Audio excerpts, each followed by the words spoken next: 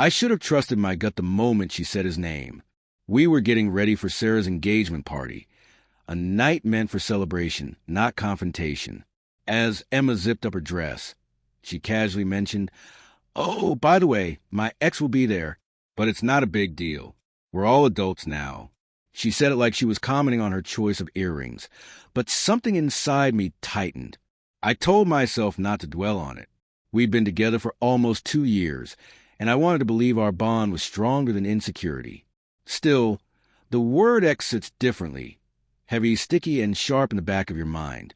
At the party, laughter filled the air, glasses clinked, and soft music flowed around the room. Emma looked stunning, and I tried to focus on that, until I saw him, tall, confident, with that look of someone who knows he still lives rent-free in someone else's memory.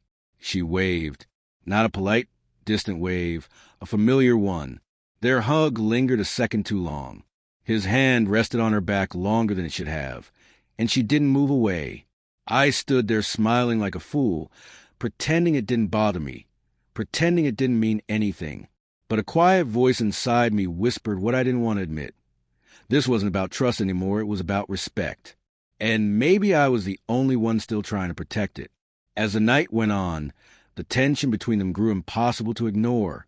They shared private jokes I wasn't part of, exchanged glances loaded with history, and her voice softened when she spoke to him, softer than it had been with me in months.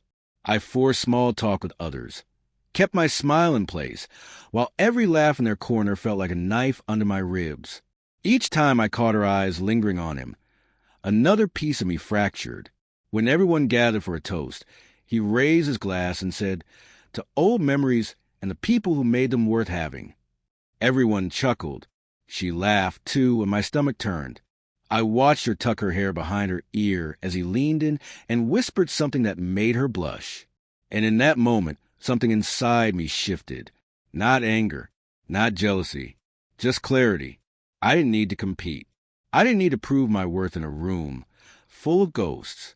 Later, when the music slowed, she found me by the bar and asked, "You've been quiet. Are you okay?" I looked at her, really looked, and all I could see was the distance that had quietly grown between us. "I'm fine," I said softly. "You look happy tonight." She smiled, thinking I meant it, but deep down, I was already beginning to let go. When the party ended, the air outside was colder than it should have been. She was tipsy, laughing softly as we walked to the car, still caught in the glow of the night. I wasn't angry anymore, just hollow, the kind of silence that follows when something inside you is already broken. In the car, she reached for my hand. "Thanks for coming," she murmured, resting her head on my shoulder. It meant a lot. I stared out the window, watching the city lights smear into streaks of gold. "Did it?" I asked quietly. She looked up at me, confused. "What do you mean?" I took a slow breath.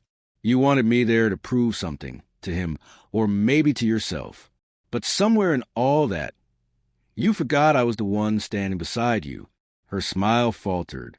"That's not true," she said quickly, her voice trembling. "Maybe not," I replied, "but tonight showed me something I can't ignore." We sat in silence.